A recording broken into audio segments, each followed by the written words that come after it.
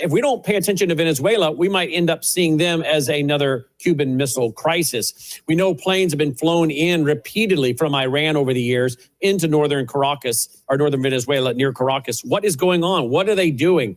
What does Alex Newman know about this? Someone that spent a lot of time being raised in South America. He joins us tonight. Alex, welcome back to the broadcast. Thanks for being with us. Great to be here. Thank you very much for having me, Brandon. All right. Well, I'm just going to let you jump off of all the questions I just asked. Well, this is a huge story. It's actually a story that's near and dear to my heart. As you mentioned, Brandon, I grew up in Latin America. I've lived most of my life in Latin America. I lived in Mexico. I lived in Brazil. I lived in South America. I've been all over the place, and I've been back many, many times since then. And it's a story that I've been covering for 15 years, my entire career in journalism, because it's near and dear to my heart and because it's so important to what's happening in the United States of America. So I want to start off by saying that Venezuela itself is not the problem. Right. Nicolas Maduro is a thug. He's a gangster. He's a communist. He's a terrorist. He's a brutal dictator, totally illegitimate. But on his own, he's nothing. Right. He's absolutely nothing. His military is a joke. The United States could destroy it with virtually no effort. So I want to be clear out the gate that Venezuela itself is not the problem.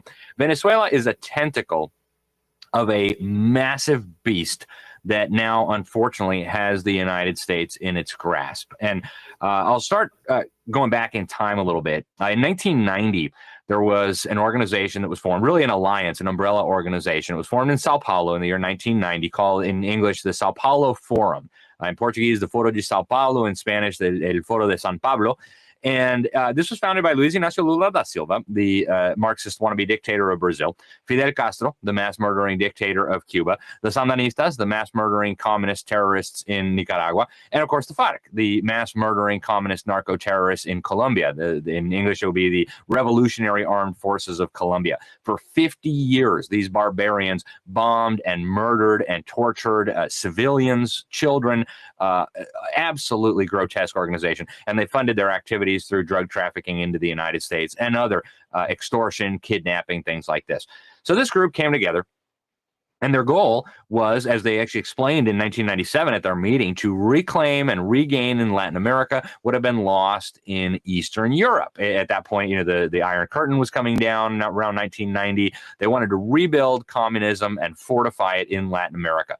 And so this alliance brought together political parties, social movements, terrorist organizations. FARC is just one of many terrorist organizations, drug trafficking organizations involved, and of course, governments. Cuba obviously was hugely significant, the Workers' Party in Brazil. And what they are dedicated to is taking over the entire region for communism. Now, it's even worse than just Latin America, because the Russians have been deeply involved from the beginning, and the Communist Chinese have been deeply involved from the beginning. And I've reported all this at the New American Magazine. Very, very few other sources have reported this like we have. But even in 2014, I did a big article about Putin and Xi Jinping in Latin America. They were doing a tour of Latin America where they were openly calling for unification of Latin America, ideological conformity with these communist goals for a new world order. And so what people need to understand is this network, which is deeply, as you said, Hezbollah is there, Iran is there. Basically, every anti-American organization, movement, government, dictator, terrorist organization that you can think of is involved in this. And they are working not just to enslave all of Latin America, but the big prize, of course, is to bring down the United States of America.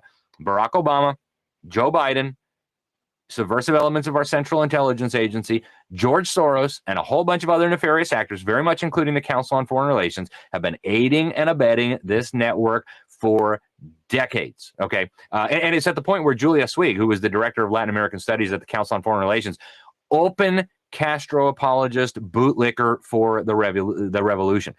She was the David and Nelson Rockefeller Fellow for Latin American Studies at the CFR. So this is a massively powerful movement.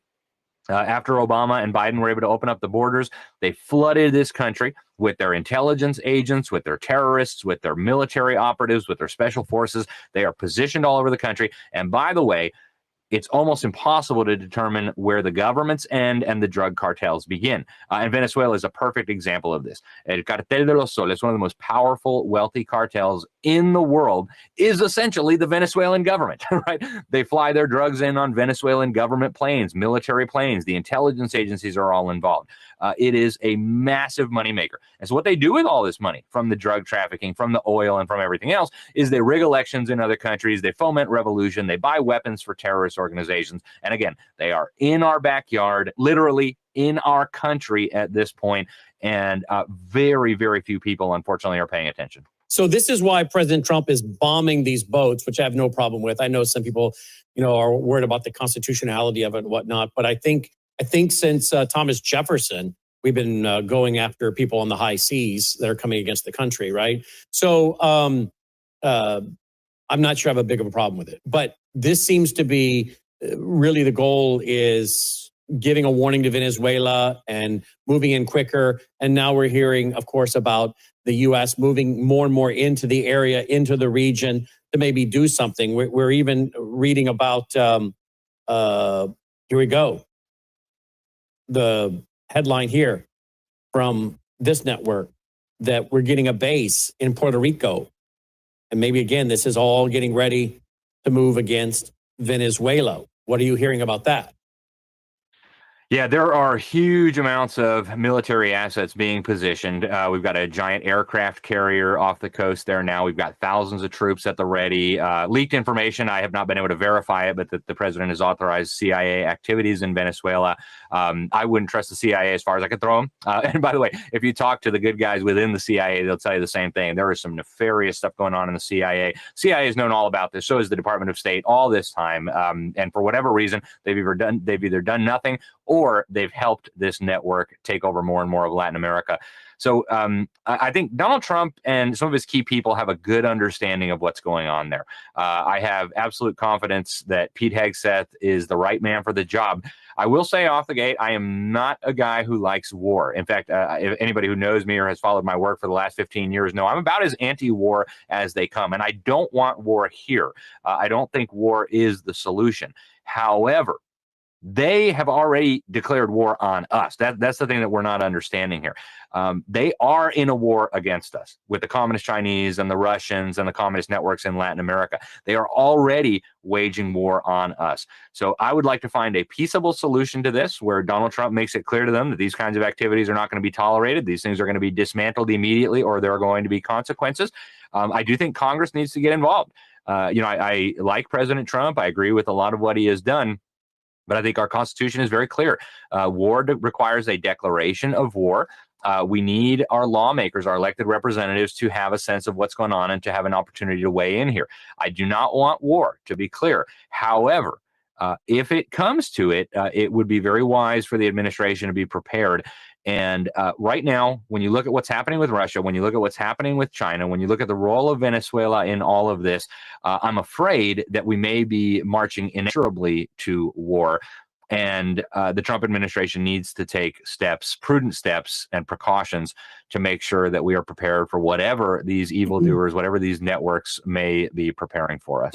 Remember several years ago, we were reading articles about terrorists here in the U.S., domestic terrorists here in the U.S. going to Venezuela for training on Molotov cocktails and shooting and all kinds of stuff. I think there was even a big article in the Daily Mail UK about this that we reported on. I want to say around, the 2009-10 era. Do you remember that?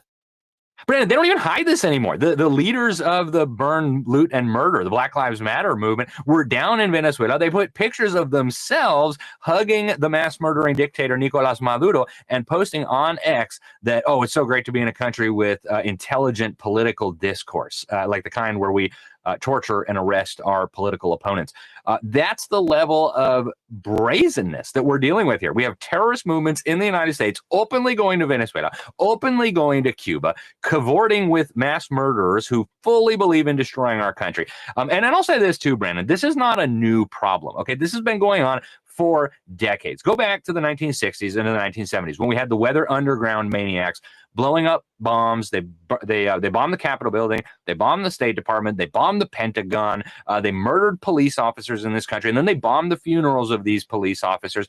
They were working very closely, by the way, with the DGI, with Communist Cuban Intelligence, which is essentially a proxy for the Soviet Union, which, by the way, the same people running the Soviet Union are still running Russia today. Don't believe the propaganda about Putin being some kind of Christian, whatever. It's nonsense. It's the same people that were running the KGB. Now, The same agenda is still at work today. And there's different people, right? Weather Underground was founded by Bill Ayers. Bill Ayers, of course, was prosecuted. He got off on a technicality, bragged about it, said, he was guilty as all get out. He went into education, of course. But I want to remind people of a couple of things here. The FBI infiltrated the leadership of the Weather Underground, which, again, a terrorist organization working with hostile communist foreign powers to bomb targets in the United States and collapse our government. The guy who infiltrated the leadership of the Weather Underground for the FBI, Larry Grathwohl, did some interviews before he passed away where he laid it all out.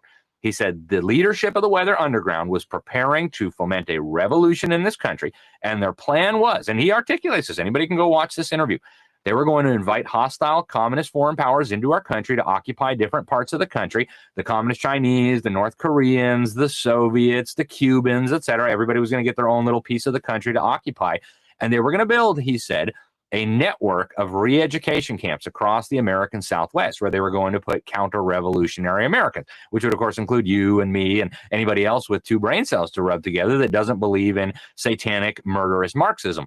And he asked them, well, what do we do with the Americans who are just, counter-revolutionaries to the core and can't be brought into the new way of thinking? And the leaders of this terrorist movement told him the plan is we're going to liquidate them. They estimated that they'd have to liquidate, I think, about 25 million Americans, which is about 10% of the population at that time. Now, different faces, but I want to remind people, Barack Hussein Obama was nobody. He was a community organizer until he launched his campaign for state senate in Illinois. And for those who don't remember, he launched his campaign for senate in Illinois in the home of Bill Ayers, the founder of the terrorist organization that was working with the Cuban government to bomb targets in the United States and overthrow our government. They failed in the 60s and 70s. America was not ready for the revolution, but this is a very different world now. We've had years of open borders. We've got assets positioned all across our country, sleeper cells, saboteurs, assassins, gangsters, you name it, all taking orders from these criminals. And folks, code red. And I'm not saying this to scare anybody. We should not be fearful. God did not give us a spirit of fear, but we need to understand what we're up against. Venezuela is one tentacle on a giant monster that has its tentacles wrapped around our country. And if we don't deal with it, it's going to mean big problems for our country. All right, look at this. One battle after another is still a box office bomb, but it's also a beacon of light in the darkness. Well, that was the headline. This is Leonardo DiCaprio.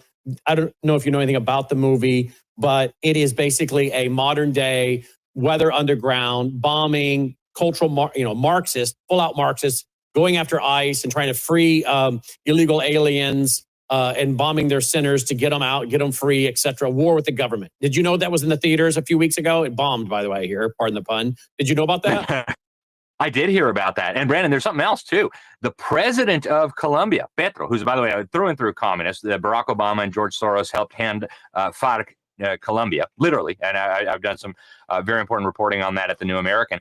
He was in our country for the UN summit just a few weeks ago, publicly saying American troops do not obey orders from your commander in chief. You need to side with humanity, not with President Trump. They know something big is coming, and they're already encouraging our soldiers not to obey their leadership, but to side with, quote unquote, humanity, by which they mean the Marxist revolution. So, and folks, obviously the Trump administration knows something is coming, and you can see it in several things that are going on. Not only are they apparently trying to find out who these gangs are, Tren de Aragua, all these other gangs, Sinaloa, get to the heart of this, but they are ramping up their National Guard response teams to be ready in all 50 states from April of 2026 to January 1 of 2026. So they must anticipate that the domestic terrorists, while we were being told we were the domestic terrorists, the Christians, the conservatives, the patriots, the pro-lifers, the MAGA, the America First, that was all a distraction while they flooded our country during the Biden regime with the real terrorists who are still here, many of them. They're trying, I think, to get them out, find out who they are, who the leaders are, but prepare for something I think they know is already coming that they can't stop, whether that's Al-Qaeda, the bin Laden boys, or what's coming, depending on who you're listening to. But these groups are all networked and working together with the red-green axis, the red being the Marxist, the green being the Islamist. I always explain that for new people. But if you go back and you read the Weather Underground's manifesto, their Prairie Fire from 1973, 74, somewhere in there. It's in my library bookshelf right over here. It reads like today. It's anti-Israel. It is pro-Mao, Chinese Mao, communist Mao. It is pro-Palestinian. It is anti-capitalist. I mean, it reads like today, the need for the red-green axis.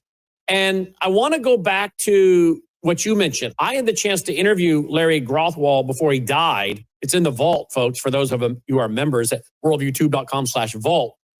But Alex brought it up, and he's trying to show you how all these groups are working together. This is Larry Grothwald himself when he penetrated them underground, first for the law enforcement in Ohio, and then for the FBI, when the FBI used to be able to go after these groups prior to U.S. Senator Church of Idaho neutering the FBI. Listen to this. Here's what Alex was referring to. Is there any audio on that, guys? Yeah, there is. It's my fault. Hang on. Here we go. I brought up the subject of what's going to happen after we take over the government. We become responsible then for administrating, 250 million people. And there was no answers. No one had given any thought to economics. How are you going to clothe and feed these people? The only thing that I could get was that they expected that the Cubans and the North Vietnamese and the Chinese and the Russians would all want to occupy different portions of the United States. They also believed that their immediate responsibility would be to protect against what they called the counter-revolution. And they felt that this counter-revolution could best be guarded against by creating and establishing re-education centers in the Southwest, where we would take all the people who needed to be re-educated into the new way of thinking and teach them how things were going to be.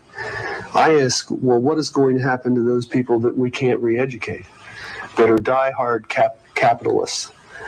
And the reply was that they'd have to be eliminated.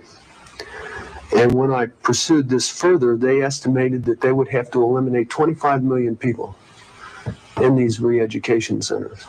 And when I say eliminate, I mean kill. 25 million people.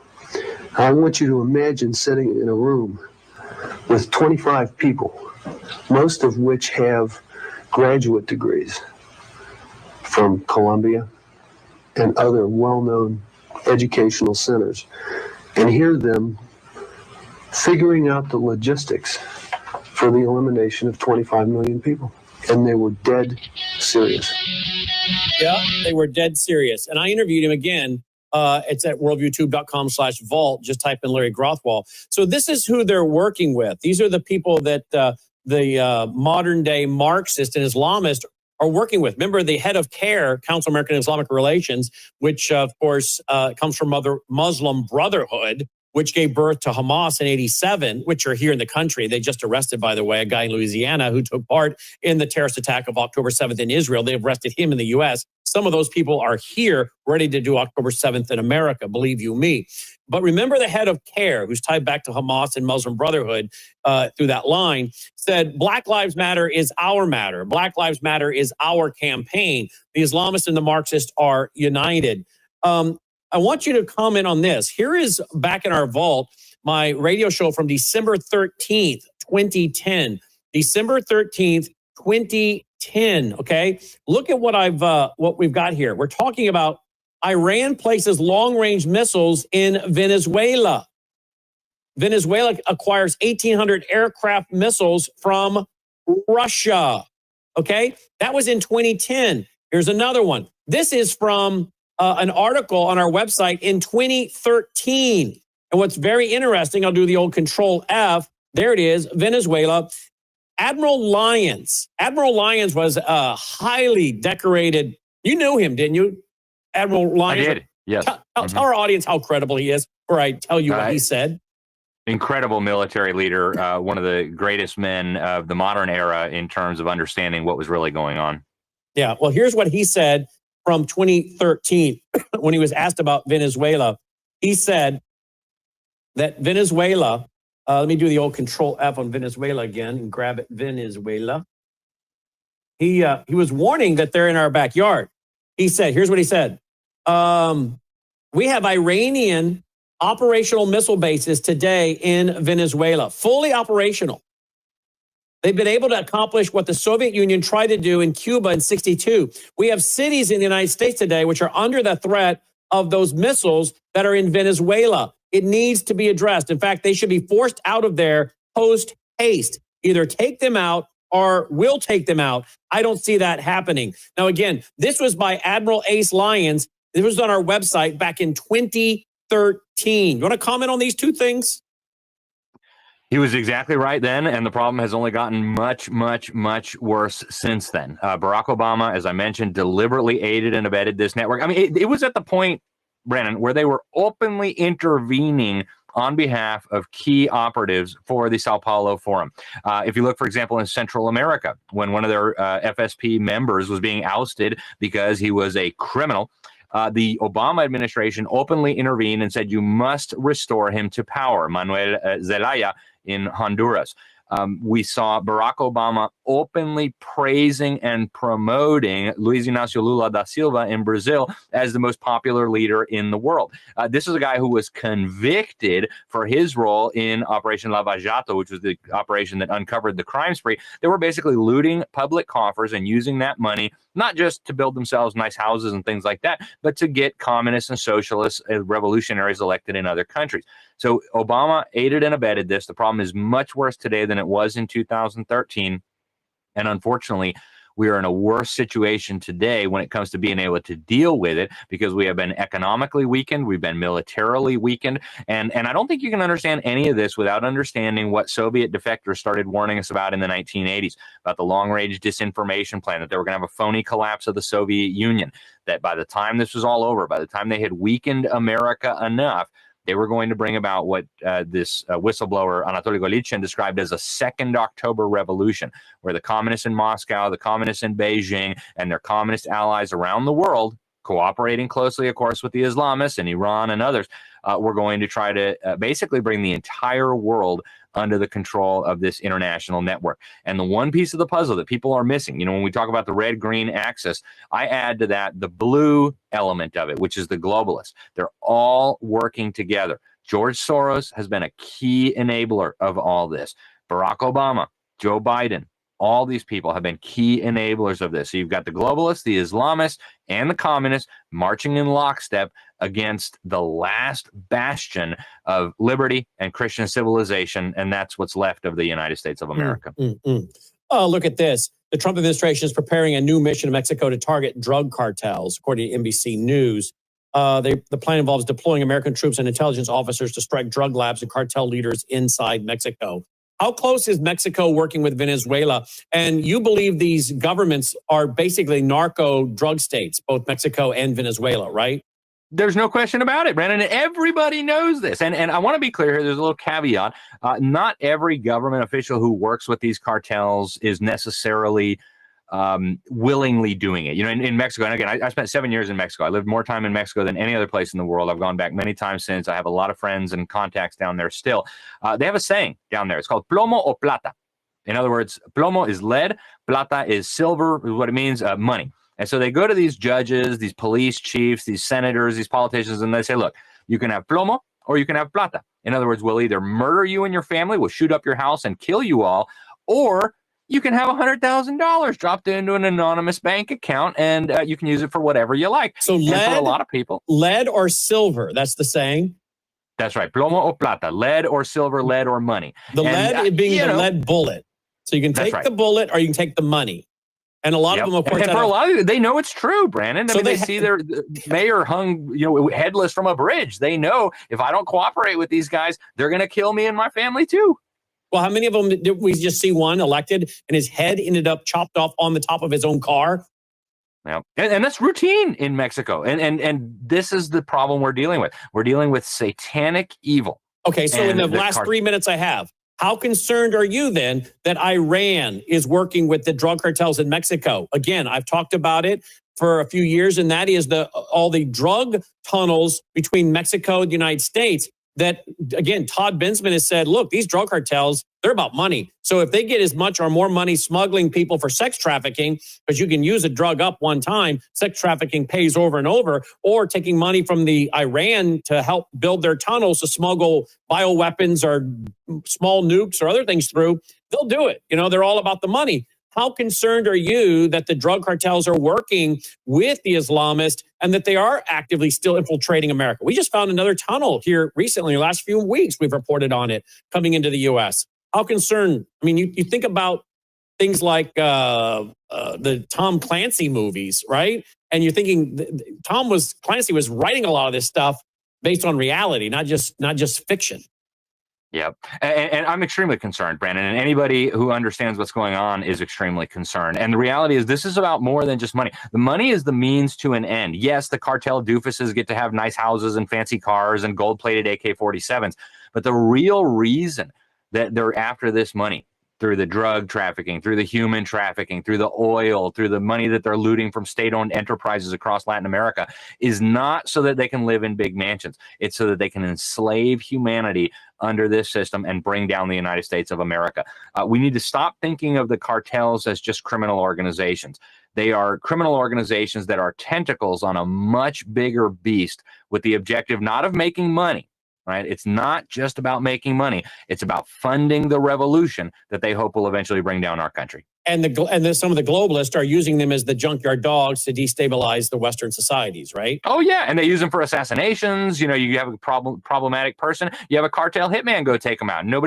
It was a drug dispute. Nobody even understands that this was a political hit because somebody was standing in the way. Attempted carjacking, right? Yep. It's so routine, and it happens now all over the world. Criminals do the dirty work for the establishment. So how happy are you with the Trump administration? I mean, there's some areas where I'm a little concerned, but overall, I'm pretty happy, particularly considering what would have been the alternative, right? So how happy are you with the Trump administration?